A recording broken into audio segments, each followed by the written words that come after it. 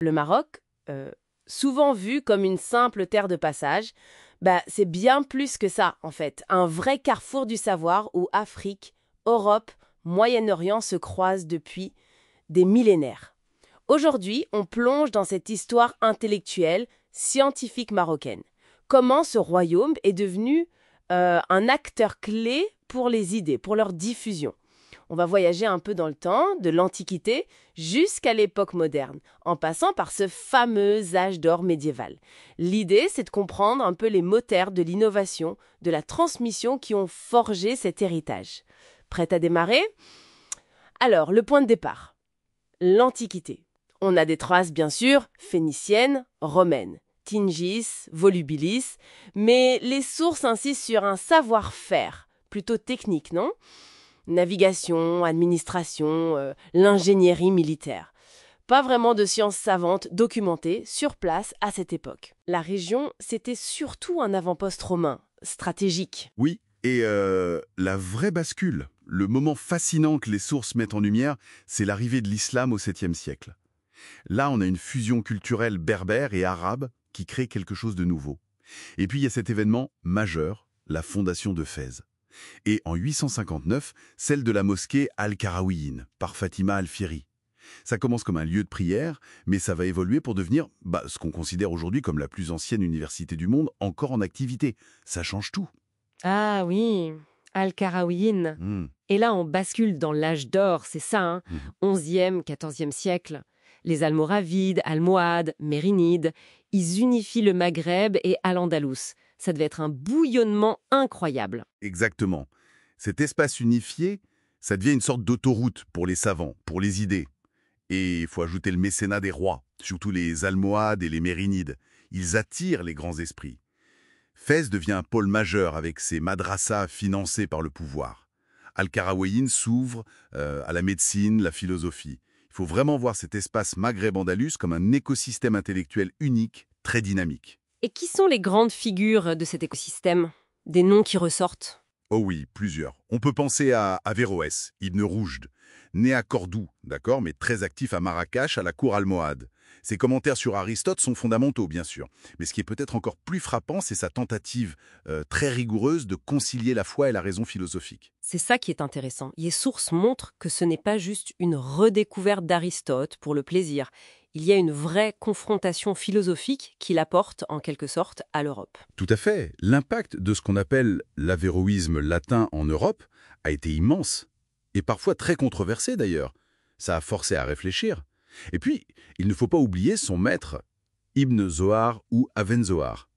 Un pionnier en médecine, en chirurgie même. Son Kitab al-Taysir.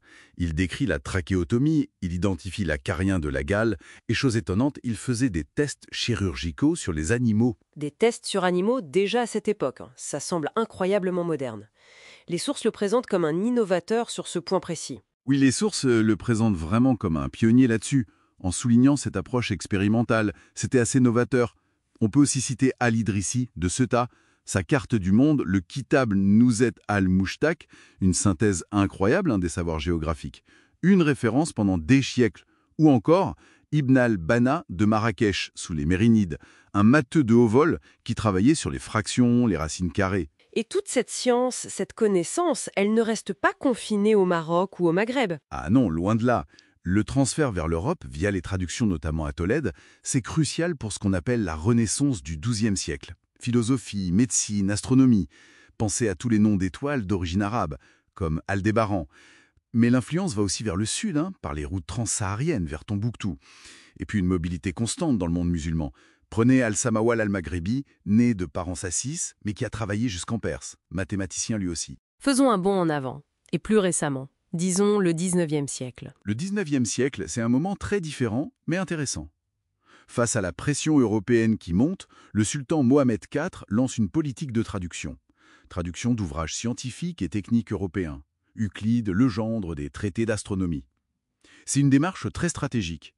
Une sorte d'innovation réactive pour moderniser l'armée, l'administration. On est loin du foisonnement de l'âge d'or. C'est plus une adaptation pour résister. Et pour ce qui est de l'héritage andalou, qui est souvent mis en avant, les sources le montrent comme quelque chose d'assez complexe. Il y a une réalité historique, oui.